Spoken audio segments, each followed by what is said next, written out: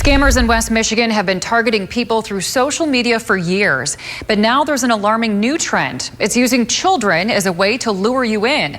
News Channel 3's Autumn Pitcher spoke to law enforcement to learn how you can spot scammers' tricks and avoid falling into the trap.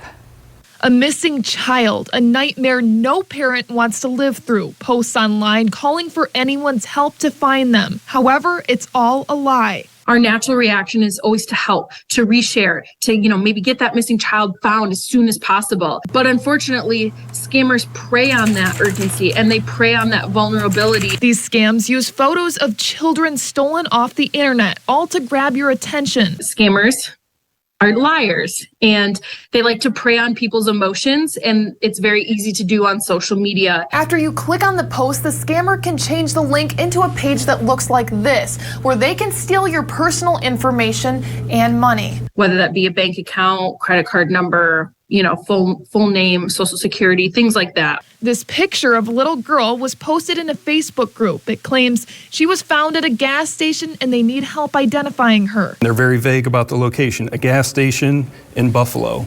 They don't say gas station on Main Street.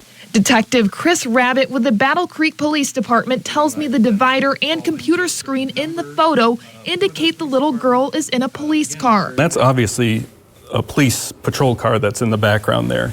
So why in this post are they not identifying what police department has the child? In this post, a woman claims her son is missing. However, the profile was made a day ago. Oftentimes the person sharing, it's a profile that was just recently created. So that's many of these were just created days prior to this post. Comments on the post also turned off. That's a huge red flag, because if there was an actual child missing, they're going to want all of the tips you can provide. The picture was posted multiple times by the same profile under a different name. If you're seeing a bunch of different names for that same profile picture, that's a huge red flag. According to the Better Business Bureau, it's easy to fall into the trap of sharing the post immediately when you want to help. But before you share something, do a little bit more digging, see who that user is. What is their connection? Why are they sharing this information? If you find a scam, the Better Business Bureau says be sure to report it to the social media platform and the police. A judge is sending a pawpaw man to federal prison to serve a 5-year sentence after he pled guilty to setting fire to the Kalamazoo Planned Parenthood building last summer. Prosecutors say it was an act of violence that crossed the line. News Channel 3's Mike Kravsick joins us live outside the federal courthouse in Kalamazoo, where today the 25-year-old addressed the judge during his sentencing. Mike?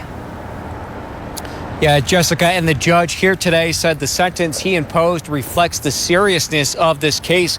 Prosecutors say what's been more puzzling all along is that this suspect had no criminal history and he comes from a good family and has 2 children, yet he still decided to plan and carry out this crime. Federal prosecutors say today's outcome sends a strong signal for the rule of law. Today was an important moment, a moment of accountability for what was really a senseless act of violence. Joshua Brereton sentenced to a statutory 5-year minimum prison sentence today. The 25-year-old pleaded guilty to arson. He was wearing camo, a backpack, and carrying lighter fluid when he broke into the Planned Parenthood grounds last July before starting multiple fires. Brereton today saying he did it to protect someone, adding he didn't go about it the right way. He says, quote, "I love God, family, and my country, and didn't mean to cause a headache." Federal prosecutors say his actions put lives in danger, including the more than 24 patients and workers inside the facility at the time. Is this something you ever thought he would do? No, God, no. No, he helped everyone. He was kind and good. Anybody needs something, Joshua was there for him. Brereton, a father of 2 young children and devout Catholic, was greeted today by family and his fellow church members. Are you excited overall today, or? Yeah, and God's got this. I feel sorry for his children. Prosecutors say he encouraged others to commit similar acts by advancing his views on abortion through his YouTube page. Step out of your comfort zone. Lend a hand. Change society from the inside out. Ultimately, he acted alone. The FBI says it's investigating an increase of attacks of abortion and reproductive health clinics, including a recent spat in Illinois. The FBI says those threats have increased since the Supreme Court decision to overturn Roe v. Wade leaked in June. Brereton carried out his crime weeks later. Are you afraid of copycats? I think we've seen an increasing number of cases in what we would call political violence, where people are resorting to violence to try to handle the disputes they have. In America, that's not how we do it. Brereton will serve 2 years probation after he's released from prison. He'll also be forced to pay restitution, including more than $30,000 in damage he caused at Planned Parenthood. Meanwhile, a worker spoke today during the sentencing, saying the fires have left a traumatic impact to the workers and patients there to this day. Stella, on any given Thursday, the Genesee County Public Defenders have anywhere from 50 to 70 cases on their court docket. This is the day they usually set aside to hear these criminal cases, but now they don't have enough staff for this caseload. I have 4 staff attorneys, including myself, where we handle everything. Nathaniel Perry is Genesee County's chief public defender. He says one of the reasons they're lacking staff in his office is because of a misconception when it comes to public defense. These are the lawyers that don't have a lot of experience or don't have the wherewithal to get through some of the cases, some of the complex cases that are there. But I will tell you that in Genesee County, we have a good mix of attorneys that are seasoned and know what they're doing. They know their way around the courtroom. A 1963 Supreme Court ruling created a right for criminal defendants who cannot pay for their own lawyer to have one appointed by the state.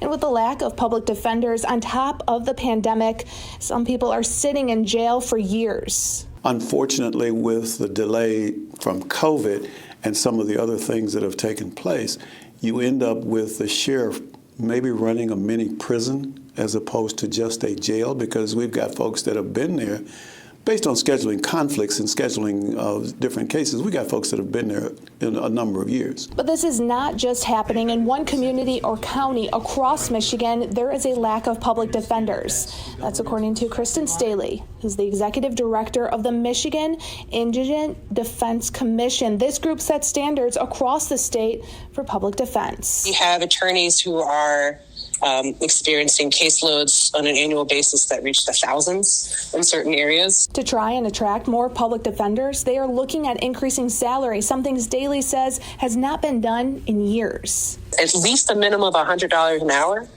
for public defenders out there, and then that's at a misdemeanor rate.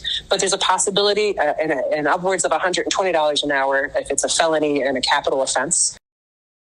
On Tuesday, the commission will meet to talk about this and possibly allocate more money to address the shortage of public defenders in Michigan.